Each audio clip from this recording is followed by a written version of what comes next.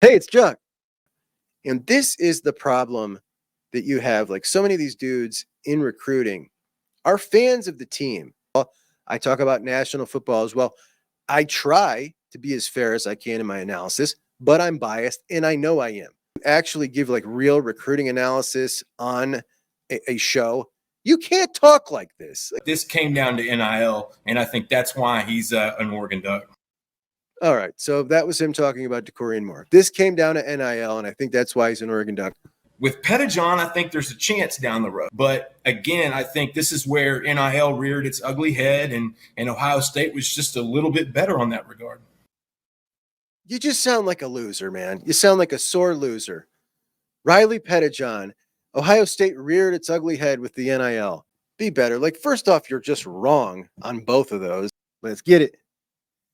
And I don't think he's going to throw the ball as much as he thinks he's going to throw the ball now that Chip Kelly's on board. And I'm happy about that. More quarterback. The truth is Ryan Day has made a change philosophically, but it's none of those. You all know who wins.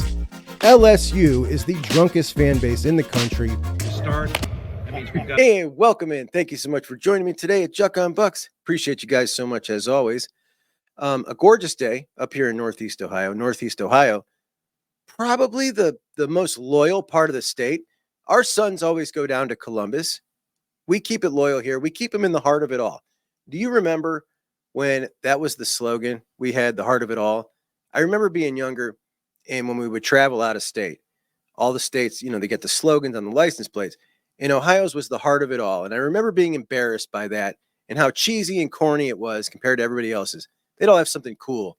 In North Carolina, would be like First in Flight. I don't know. I don't remember them all. I just remember being embarrassed by ours. But now I kind of like it. I guess I'm older and softer. We got a lot to get to today. We're going to make fun of Texas. I ran across something hilarious last night. Kirby Smart just signed a kid that you're not going to believe the size of this kid.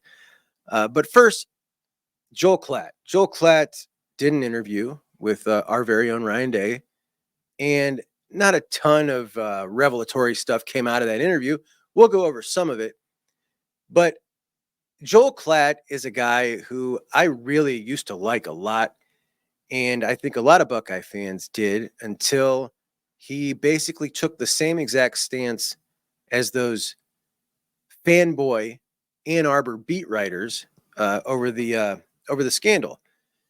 I couldn't believe it when he did it, but I'll just read you a couple quotes. Lots of sources and articles about how mad opposing coaches are about Michigan. The level of anger has a direct relationship with the success that Michigan has had over the last 2 seasons. So right there, he's referencing the Big Ten coaches on a conference call with Commissioner Tony Petitti when this first broke, and Tony Petitti gave them a certain amount of evidence. I don't recall exactly what it was, but what he knew at the time. And they were obviously furious. And obviously, yes, the level of success that Michigan had in the 2+ years that they were cheating would, of course, infuriate those coaches even more. I think they'd be a lot less angry if it was a 7-win team. But the fact that you now don't know, did they beat us legitimately? Maybe it was a 3-point game. How much was it worth? You don't know. So yes, absolutely, they should and were furious about it and wanted something done. Klatt continues, the level of anger is not grounds for an unprecedented overreach by the commissioner. It was an unprecedented scandal. So you can't call it unprecedented it's a cause and effect. Unprecedented scandal calls for appropriate overreach. I don't know how else to say it. You had a team that was actively cheating during the season. If we're being honest, it was a toothless punishment. He was allowed to coach all week and just not be there at the games. It did absolutely nothing, but it did make Tony Petitti look like he was trying to appease all the other member institutions. And, in the end, none of it made a difference, but it was totally toothless. The entire due process argument, this is not a court of law. Tony Petitti, I'm not trying to rehash this whole thing. I just hear Joel Klatt, And Ryan Day, I wish Ryan Day wouldn't have gave him the interview, to be honest. I'm very bitter about him taking that stance because a lot of people look to him as kind of a voice of authority, the adult in the room kind of deal. And that just really irritated me, man. Really irritated me. And then when he said the investigation should run its course, why would we have different processes for these allegations or a tampering case? Because this was actively cheating on the field. And a tampering case is me, I'm a coach, and I'm trying to get this player to enter the transfer portal who's on someone else's team. That is cheating. It should be eradicated from the game, but it's not affecting on-field play right then in the season. Totally different, calls for different punishments. And I mean, if you can't see that, I think you're either just being disingenuous or maybe you work for a network and you're trying to protect the golden goose. I mean, a lot of people made that allegation. Certainly you could see how someone might come to that conclusion because that scandal drew extra eyeballs to everything Michigan did from there on out in the season. Those game ratings were absolutely ridiculous. So, you know, Joel Klatt definitely changed in my eyes after that whole thing. But you probably don't want to hear about this anymore. So let's get into the interview with Joel Klatt and Coach Day, which started off with Coach Day saying something that I absolutely love, and it's something that he has repeated several times, attributes the quote to C.J. Stroud, pressure is a privilege. And I absolutely love that he always says it, always attributes it to CJ. And I think first off, I think it's a great quote. I'm going to start using it. I think it's fantastic, but it also is very, I think it shows us a real amount of humility from the head coach of a blue blood program to quote one of his own players, right? A former player who's just a couple years out of the program. It just shows a lot of humility. I think it's really cool. And it also gives a ton of credit to CJ, who not only deserves it, but it really plays well. You know what I mean?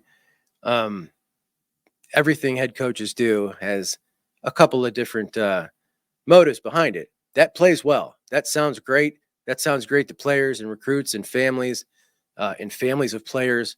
Ryan Day's a smart guy. It's a great line. I love it. Day continued. I think I've realized that the more and more I'm on this job every year, it's not for the faint of heart. You've got to make some really hard decisions. For somebody who takes relationships very, very seriously, you've got to make some very hard calls. But there's a lot on the line. You've got to make those hard calls. A little background when I started this show, if you haven't been around long, it was shortly after the Cotton Bowl against Missouri. And I was so mad that it is finally what put me over the edge to kind of take the leap and get over the fear of sitting behind a camera and publishing it out to YouTube. And by the time I got everything together to record, things were already moving in a positive direction. And it just kept on rolling, more positive momentum the whole offseason. And I think that we saw Ryan Day make some changes in some of the hard calls that he's talking about. Some hard calls that I did not think he would have made in past seasons. And I kind of, I did a whole episode about it. And I think the first really difficult decision that we saw that I don't believe he would have done in the past was bringing in Julian Sayin. We know that that was a very difficult decision for him. He's come out and said it. It took them basically 2 days of meetings to make that decision. But he knew that despite telling Aaron Noland he was the quarterback in the class, there was not going to be 2 quarterbacks. It was going to make the team better. And that was his number one priority. It was to everybody else on the team, in the organization, to do whatever he could to make the team better. So he brings in Julian Sayin on top of Aaron Noland. And now you got 2 quarterbacks in the class. It was the first thing that I thought, wow, that's not what I expected. And I was impressed that he did that, because it just didn't feel like something that I thought he would have ever done. And I said it at the time, and then when he came out and said how much he struggled with it, you know, I think it kind of reaffirmed. Yeah, I don't think he would have done that before. You look at Parker Fleming, Corey Dennis, moved on from those two, replaced him with Chip Kelly and James Laurinaitis. So obviously a huge upgrade, but the personal relationships, hard to do that stuff, man, and important not to put yourself in that position. You shouldn't do it in the first place.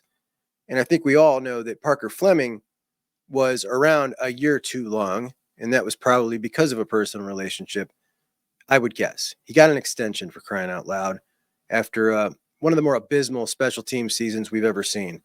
So, you want to stay away from the personal relationships, and I think this is the issue that a lot of us look to that Parker Fleming situation when he got that extension, and it kind of makes us nervous about the Justin Fry situation. Should things not be going good, will he kind of do that same deal that he did with Parker Fleming, or will he cut the cord when it's time to cut the cord, when he would otherwise if there was no personal relationship?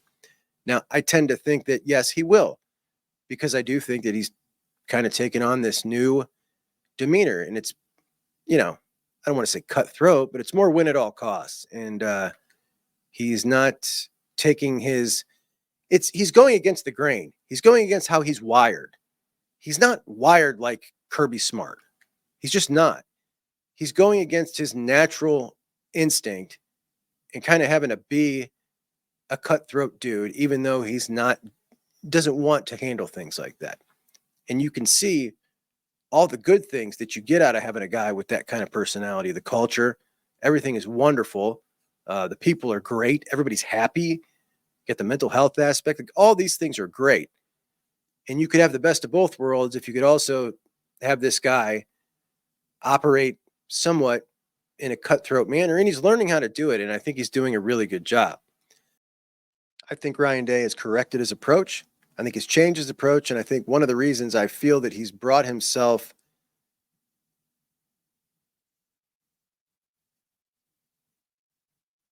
So Ryan Day's changed his approach on a lot of things, and I feel that he has bought himself minimum 2 years for the fire Ryan Day guys if he doesn't beat Michigan, or if he does that, he better win the national championship. I would just say, I feel like he's bought himself 2 years with this administration by the changes that he's made.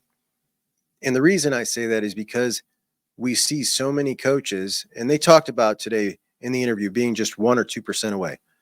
We see so many coaches in this scenario that are just 1 or 2% away, or a play here or a play there away from the result being totally different. They just say, look, I'm right there. All I need is something to break my way. I'm right there. And they just do what they're doing. But he didn't do that.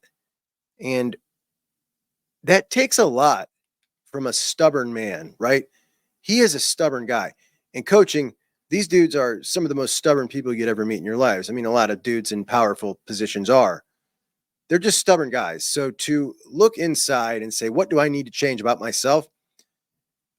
I think it's commendable. And I also think that when you do that, you kind of, I don't want to say get a fresh start, but when you have built up a lot of positive equity like he has, let's remember, a whole lot of positive comes with Ryan Day as well. Then I think you definitely ought to lean towards, all right, here's his new approach. Let's give him some time and see if it works. So anyway, we can look at this class right now. We're looking at potentially 28 or 29 guys in this class. This is coming off of classes of 21, 23, 22 guys. And all while his competition was signing 27, 28, 29 man classes. And one of the main reasons they were doing that is because they were making hard decisions in the not so tasteful part of college football roster management at big time programs, processing the roster, they call it. The guys that don't play, they move on other places. You free up the room for those 27, 28 man classes. Ohio State wasn't doing that.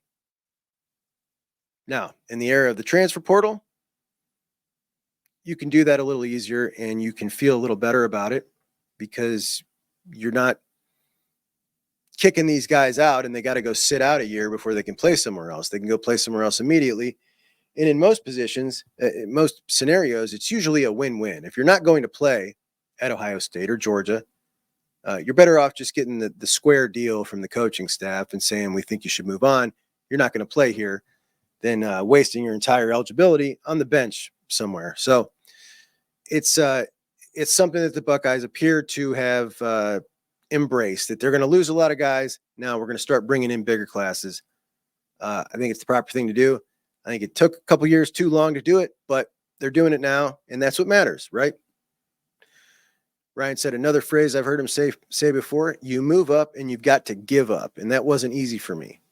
And he's talking about giving up play calling here. I felt like the time was right now with the transfer portal. There's more and more energy with the transfer portal and NIL, and time that needs to be focused on the players in those areas. And it also gives me more opportunity to be present with the team. He said he read a book by Coach K. He said Coach K had a quote that said the difference between his great teams and his championship teams were usually down to one play. So kind of a theme for his interview and his answers and his philosophy this year is we're that close. We need the 1%, the one play difference. And here's what I've done to address that. He also says that the goal is the Big Ten championship, beat the rival in the national championship, which we don't usually hear coaches say the national championship is their goal. Like, just putting it out there like that, it's just generally smaller goals, and putting it out there like that really puts a target on your back. He doesn't care. He's putting it right out there. We're coming to win the national championship. Klatt then brought up the rivalry game and said that it feels like there is an extra drive and passion that was lit at Ohio State watching your rival win the national championship. And Day said, obviously, those games have stung. He wouldn't admit to an extra fire being lit watching them win the national championship. I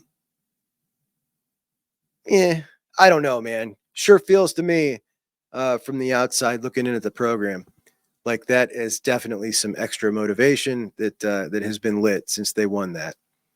I don't think they look, we as fans don't like hearing this.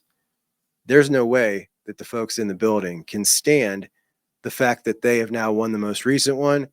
And the comments about the Buckeyes last won in 2014. By the way, if I got a video to show you, let me just run this video by you real quick here. Creepy stuff. That's the kind of stuff that makes me not want to do this anymore. Like, what is that, dude? And then Ryan Day taking it immediately to Trey. Trey taking one day to think about it, getting back to coach and saying, I'm all for it if it's going to make the team better. Discuss the philosophy that they have with the transfer portal about filling the holes. And, it's the perfect philosophy. When you have a loaded roster, you just pick and choose a couple spots you think you can upgrade or fill in for the transfer of Chip Trainum, the transfer of Kyle McCord.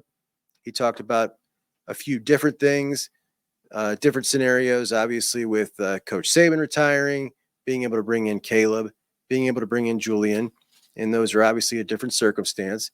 But the transfer portal is not going to be the same or not going to change. I love the strategy that they have.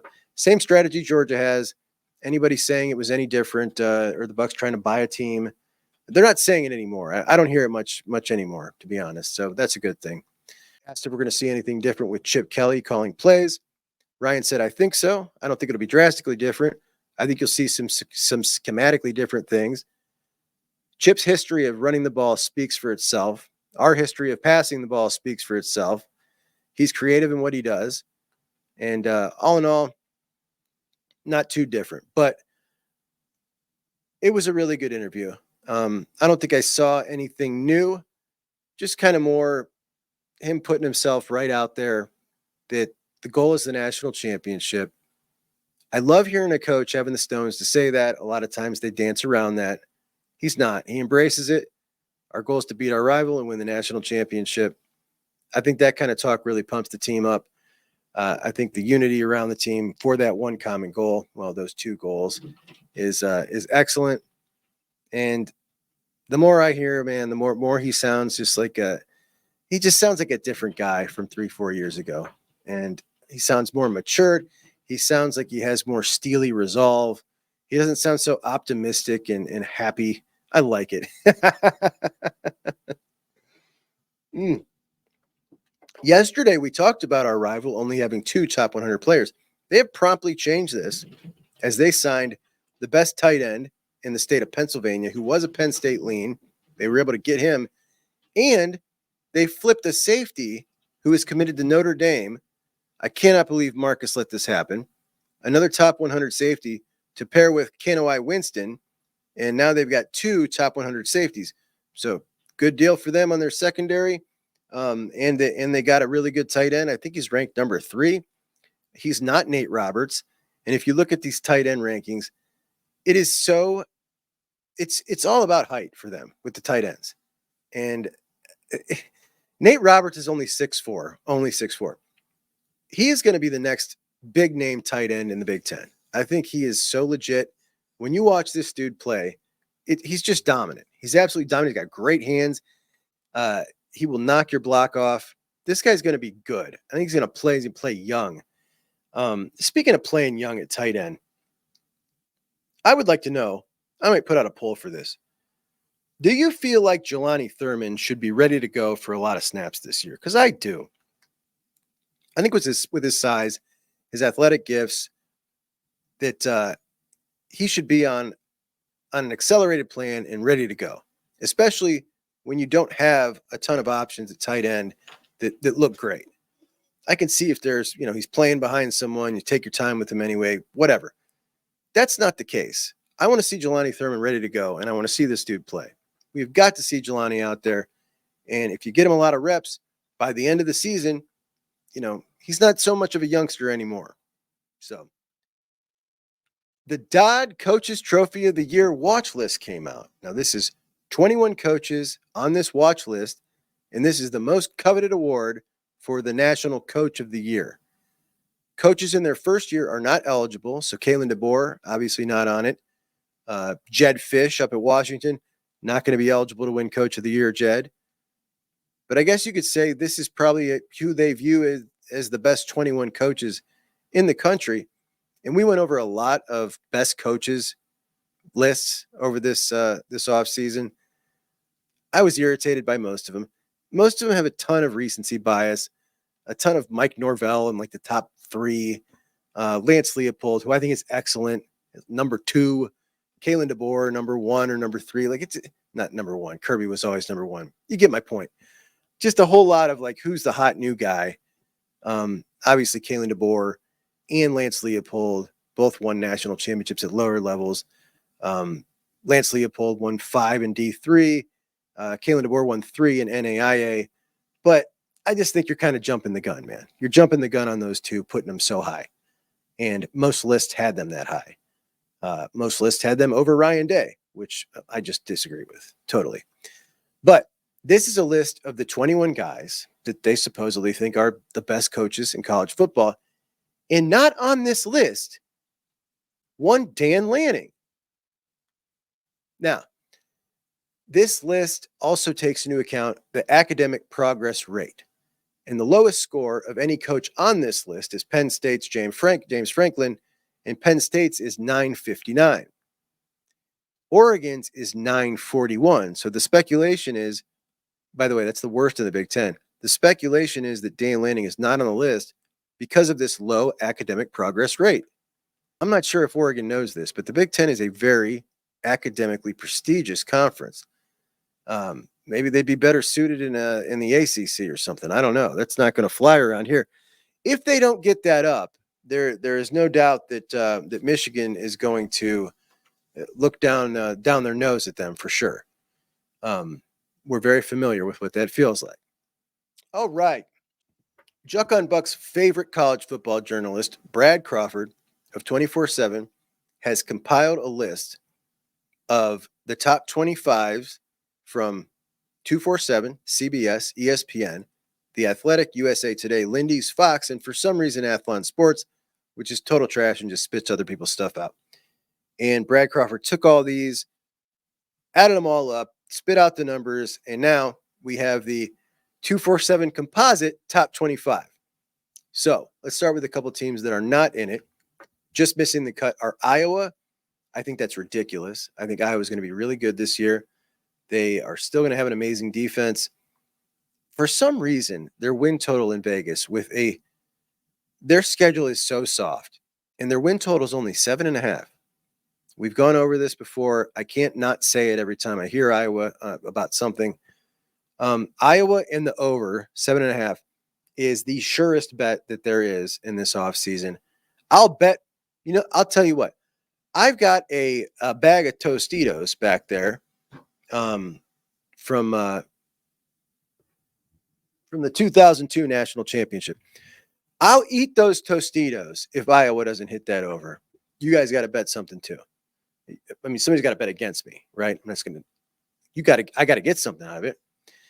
Anyway, we're going to start with a couple teams that are not in it. So that is Kentucky, Iowa, and Tulane.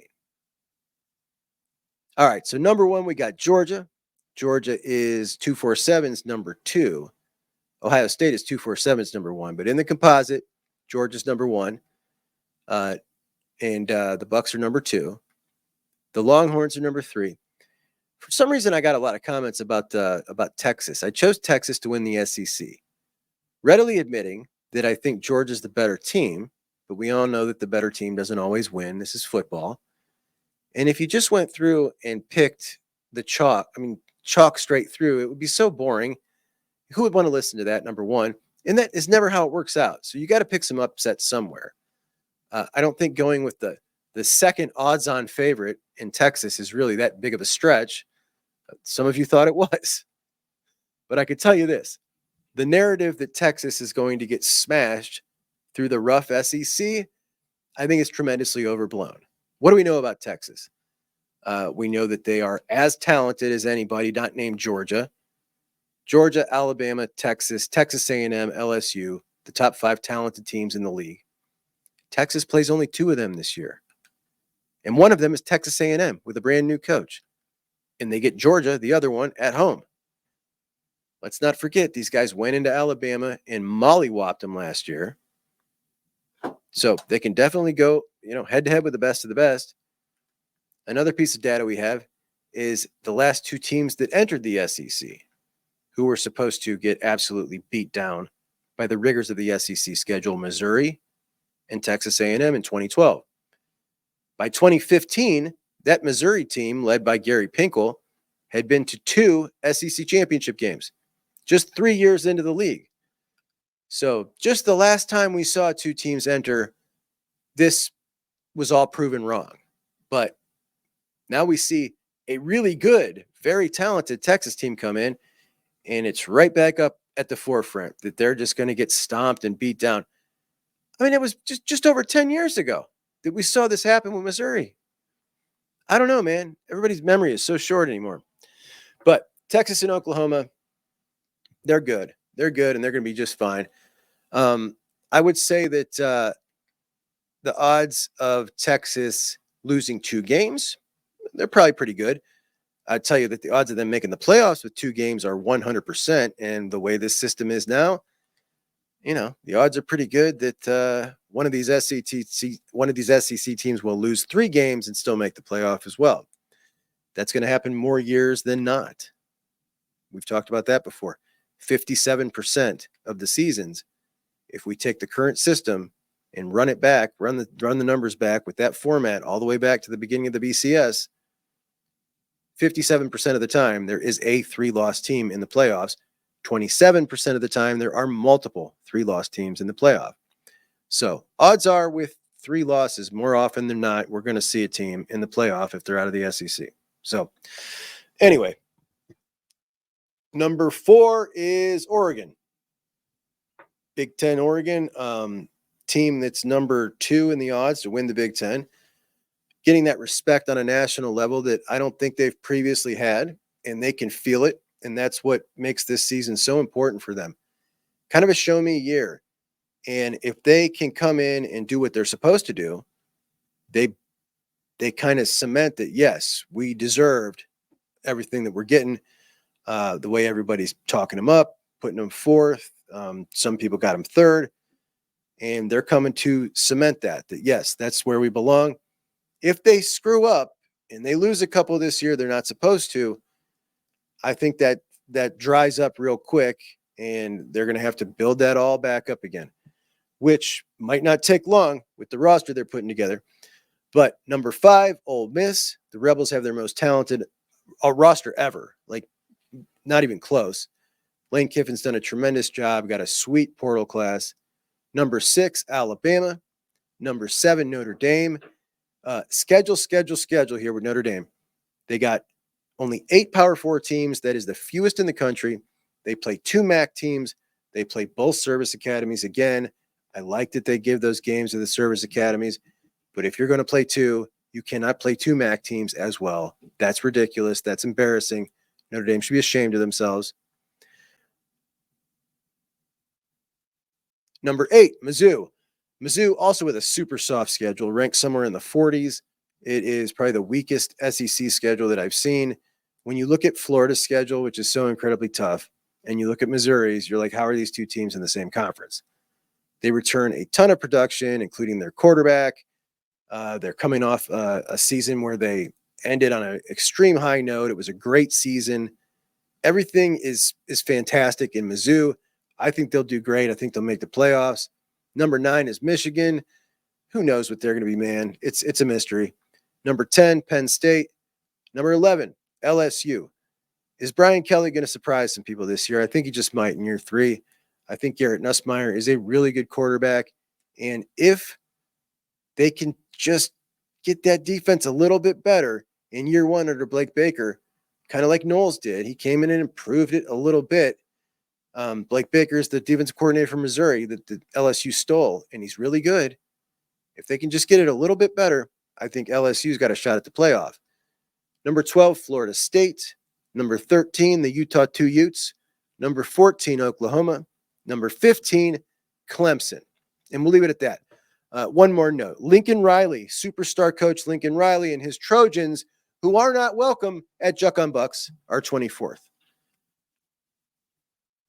Chris Henry, guys. Santa Ana, California, modern day, 5-star plus wide receiver. This is from On3. Chris Henry Jr. is now the top-ranked prospect in the 2026 cycle, according to the On3 industry rankings. The elite pass catcher has been committed to Ohio State for close to a year now. He was back in Columbus last month, but his next scheduled visits are to schools working to get him away from those Buckeyes. I'll be at LSU on July 26th and then at Oregon on July 28th, Henry said. It'll be my first time at LSU. I have a great relationship with them. They have a history of receivers, and so I want to see what that's like. The Ducks have had Henry on campus in the spring, and he liked what he saw. Dan Lanning's program is on fire right now after landing 2025 commitments from Decorean Moore, Dorian Brew, Jordan Davison, and others in recent weeks. They would love to add Henry in 2026. Really? Would they like that? Henry says, I had a great time up there in the spring, so I want to go back. It is about continuing to build relationships with coaches in Oregon. It is a great program and great people. Man, Chris Henry Jr. cannot reclassify soon enough, guys. Like, this is the last thing we need, is to eke out another one like JJ's. Like, that was stress. That was stressful. I hate this new thing that it's just now almost the expectation that committed kids are going to just continue to take visits. I don't get it. It makes no sense to me. It's driving me nuts. And now it is like the standard. So every time I bring up Chris Henry Jr., I get 5 people in the comments that say he's locked in. Yeah, guys, right now he is. For sure. But he's committed to Ohio State, and he's talking about taking another visit to Oregon, saying it's all about building relationships. What's the purpose one would have to build a relationship with a rival school if you're locked in? You feel me? I just hate this new world of recruiting, man. I just hate it. Absolutely hate it.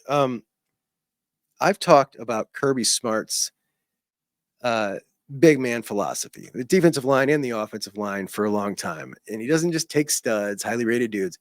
He'll take them if they're lowly rated too. All they got to be is enormous.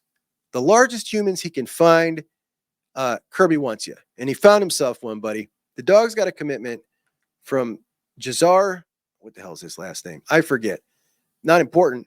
This dude is a basketball player, not even a football player, but he's 6'10", 334. Kirby said, sign me up. That's it. He's 20 years old, basketball player. He did play football back at Pee Wee football. Kid played Pee Wee football. Now he's a basketball player, but he's a large human, so Kirby wants him. Now, it makes me a little jealous, I got to admit. Kirby's lines are huge. Have a look-see at what this class of 2024 that Kirby brought in. Now, if you add in Jazar Jackson, that's the new kid's name, Jazar Jackson. All right, here we go. Now, this is the offensive line signed just in the class of 2024 to Georgia. 7 dudes, for one, we'll start there. 7 dudes in one class. Offensive tackle, 6'7", 371.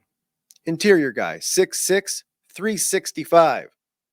Tackle, 6'5", 345. Tackle, 6'7", 335.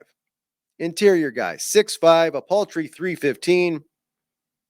Tackle, 6'7", 335. And the newest guy, the basketball player, Jazar Jackson, 6'10", 350 pounds.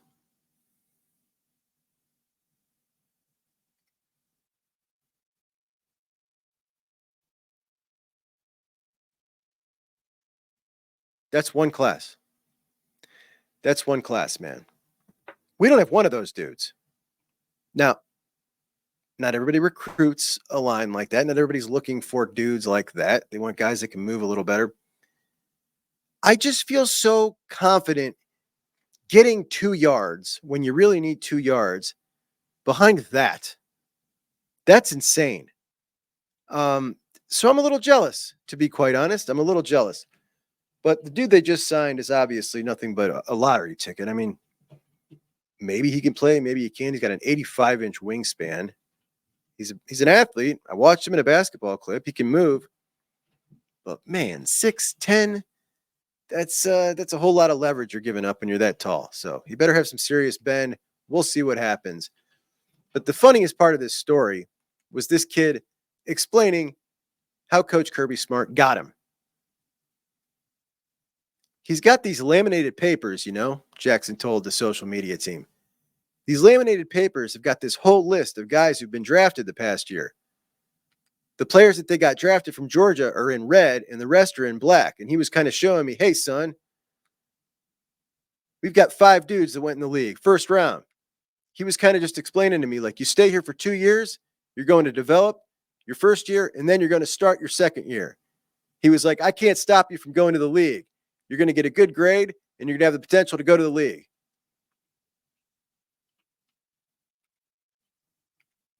And then also, like, letting me know he was going to get on me. He was going to be on me. He was going to coach me hard. And he wasn't going to treat me any differently from any of his other players. I mean, it's so simple and so beautiful, man. Kirby in his laminated sheets. The dogs are in red. Everybody else is in black. It's just, you can see it happening. Look, son, I can't keep you here even if I want to. Look at the laminated sheet. I love it. I love it, dude. I really like Kirby. I can't help but like the guy. I don't want to like him, but I like him. And that dude is, he's damn effective. And I mean, there's only one Nick Saban, but I mean, if there's a next best, call him. Like, this dude may be it in 20 years. We may be saying, yeah, Kirby's right at the top of that next best tier. Hopefully, we're going to get ours too, though. We're going to get ours. All right, let's get to some comments. First, I want to laugh at this dude. Now, it is important, guys. It is important not to sound like a loser when you lose battles. And I know that sometimes when we lose recruiting battles, the knee flex reaction is to be salty that someone must have outspent us.